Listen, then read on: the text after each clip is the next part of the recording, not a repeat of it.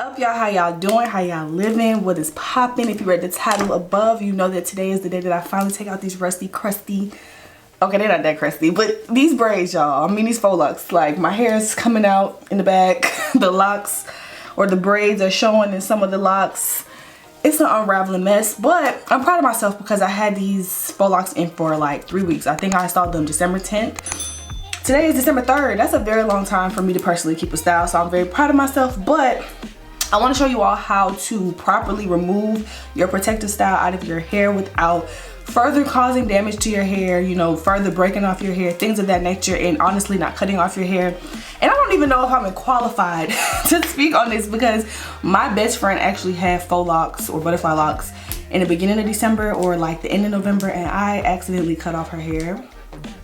Like this much of her hair. It was a genuine accident, but I promise y'all that now I know what I'm doing. So this video is not going to be really long. I'm just going to show you how I take these out, how to safely take them out, especially if you have longer hair than I do, because like me, I got short hair. I know where my hair is. I can really just, you know, take a lock and cut right here. But if your hair is a little bit longer, you know, that's not what you want to do. So I'm gonna show you guys how to properly take out your faux locks without cutting your hair, and then I'm gonna show you how to like remove that product buildup out of your hair. But you know, welcome to my channel. If you're new, welcome. If you're a returning subscriber, welcome back. Welcome to 30 days of consistency. Today there will actually be 2 videos on this channel, and then the ball will keep rolling. Be sure to like, comment, and subscribe, and don't forget to turn on your post bell notification. But without further ado, come on, let's just jump into the video. All right, so we're a little bit more up close and personal, and I'm gonna be showing you all on a lock that I just recently retwisted. So it's fairly new, so if you're doing this and your hair is not falling apart like mine, this is gonna be like the best way that you can do this and take your locks out. Okay, so now we're at the base or the root of the faux lock, and pretty much what you're gonna want to do is to twist in the opposite direction of the way that you actually wrap the hair, so that you can start to unveil the actual braid or plait that can be found inside of the lock. So as I untwist or twist backwards, I start to see the braid. And that shouldn't be so hard. And pretty much what you're gonna do is just take the braid out of the situation.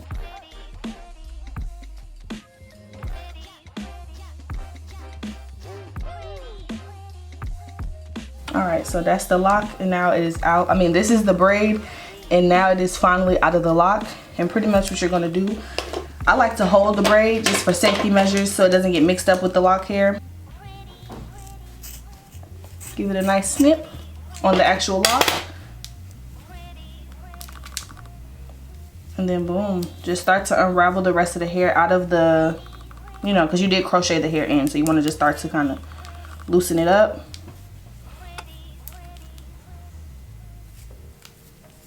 And boom, that is literally it. And as you can see, I do have a little bit of product buildup towards my root,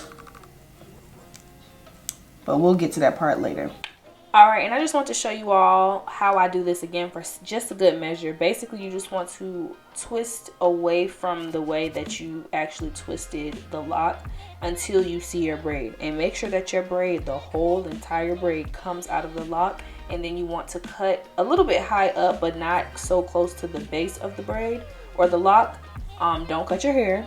Please don't cut your hair. But definitely make sure that you cut it, you know, high up so that you don't have to unravel so much of the hair. But please, please, please, please, please make sure that your hair, all of your hair, is separated from what you're actually cutting. I know that's self-explanatory, but like I said, I cut my best friend hair on accident. All right, so as y'all can see, I look like that doll off of the Rugrats. Y'all know which one I'm talking about. But I've already began to take out some of my braids. You know, this is how long my hair is. It's kind of growing, so that's what's up. But I wanted to show you all what to do when you start getting that buildup at the root. You do not want to comb that through your hair, right? So I'm gonna be taking, you can just take your hands or you can take the end of your rat tail comb. But do not take this part of the comb and start combing your hair out. No. Okay, so just basically all I'm going to do is take my rat tail comb and just begin to lightly unravel the braid.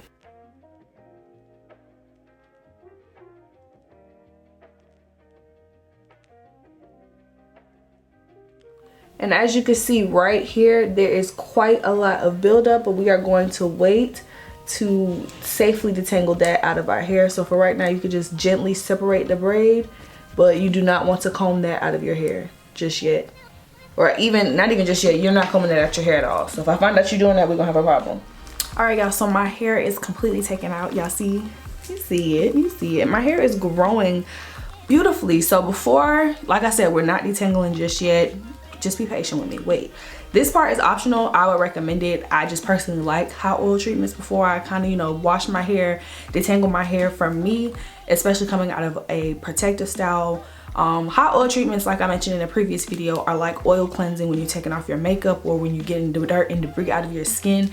It's going to really help to gently remove that layer of product buildup, as well as dry, flaky scalp, dandruff, all of those things. And in this case for me, it's going to be helping to remove the dry and flaky scalp. I don't have that much product buildup, just a little bit, but it's also going to soothe the scalp, keep the scalp nourished, as well as stimulate blood flow. And stimulating blood flow is also going to stimulate circulation on the scalp, which in return is going to stimulate healthy hair growth. So that's a main reason that I personally like to do hot oil treatments. And in this case, it's going to just help get all of that gunk and dirt off of your scalp, especially if you choose to wear a protective style like these faux locks, butterfly locks, whatever type of protective style longer. I've only wore it for about 3 weeks, but if you keep them in a little bit longer, you know, you might experience a little bit more product buildup on the scalp. So today I'm going to be using none other than my Imani Beauty.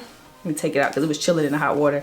This is my Imani Beauty High Maintenance Elixir. It's not in this regular bottle. I did move it into this applicator bottle just to make it easier for me to do a hot oil treatment. But if you have it, the actual oil, you can just dip it into, like, you know, a hot water bath. It won't crack the bottle or anything, but I do highly recommend using a applicator bottle. So a little bit about the High Maintenance Elixir. It is infused with about 15 organic herbs that are going to help to soothe your scalp. Herbs like willow bark, which is really good to help fight off dandruff and scalp eczema and scalp psoriasis. It has lavender to soothe the scalp. It has brahmi and amla to help grow your hair. It is also infused with 100 milligrams of CBD to help nourish your hair, stimulate growth, as well as keep your hair to help seal in the moisture in your hair. It also has black seed oil and neem oil, and those oils are really good for wound healing, especially for those of you who might suffer from scalp concerns like eczema, seborrheic dermatitis, and things of that nature. A lot of times those are wounds on your scalp, so this is going to help to heal those things. And it also has mint. It's going to definitely give you a nice tingly feeling, and mint really excites the scalp and boosts that circulation and that blood flow, which again is going to, you know, get the blood pumping and get your hair growing. So you can definitely check it out using the link in my bio if you want to get your own bottle, and definitely be sure to follow us on Instagram. But pretty much all I'm gonna do is just apply the oil to my scalp directly and just begin to massage it in.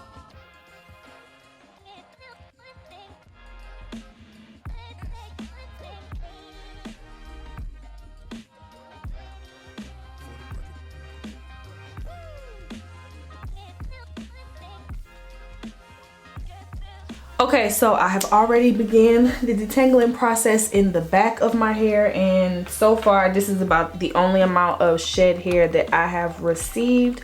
I'm telling you, you want to make sure that you do this step, and I did this in a previous video, but I've realized that I just get less shed hair. You're gonna receive less breakage, less damage when you do this to your hair. You do this step before you actually decide to shampoo your hair in the shower and things of that nature. So basically I just split my hair half up, half down, and all you're going to need is some water and some conditioner, deep conditioner of choice. It's honestly just you just need something that's going to help you detangle your hair, especially while it's in this state, especially while you have all of this product buildup on your hair. You do not want to go in with the comb and detangle your hair while it's dry. And my hair is not necessarily that dry. It was definitely properly hydrated and moisturized before it went into a protective style. So that's always important, that, you know, when you're in a protective style, the goal is that you are actually protecting your hair, you're growing your hair, and your hair is basically shielded from damage. You know, you don't want to improperly install your protective style. You don't want to improperly, you know, do your hair before installing your protective style, and then you don't want to improperly take your hair down when taking out a protective style, because ultimately it would just kind of be redundant and, you know, you just missed the mark on it. So if you watch my how to prep your hair for protective style video, essentially that's what I'm doing. I'm doing a hot oil treatment, and then I'm just about to saturate this front section and then gently detangle my hair with my fingers. Do not use any tools. Use your fingers for this process so that you can feel every knot and tangle, and then that's really just what that is. So let's do that.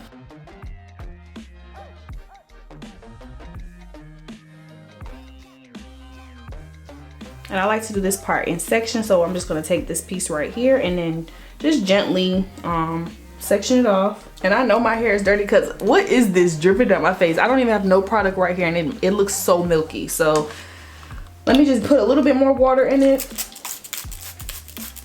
You see it? That's nasty. And I'm just going to take a nice glob of deep conditioner.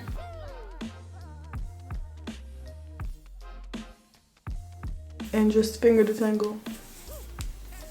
And you see how with so much ease my hair, literally the tangles are just melting away. It's not even, you know, nothing too harsh, but this part is really easy. You know, this part is beneficial, especially if you feel like your hair gets tangled very easily. Doing this is going to really make sure that you are in control of detangling your hair, but also it's going to help to gently remove that buildup.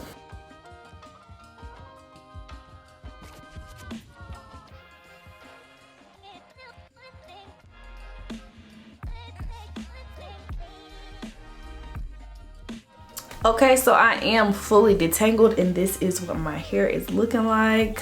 I like it. I think that this is a really good base, and wash is about to be very simple. This is about how much shed hair that I received. This is almost 4 weeks worth of shed hair, almost a full month worth of shed hair from a protective style. This is the only amount of shedding that I received. So I hope that, you know, these are some tips and some tricks that you utilize in your protective style. And that's really that. So I hope you all enjoyed today's video, and I will see you all in the next one.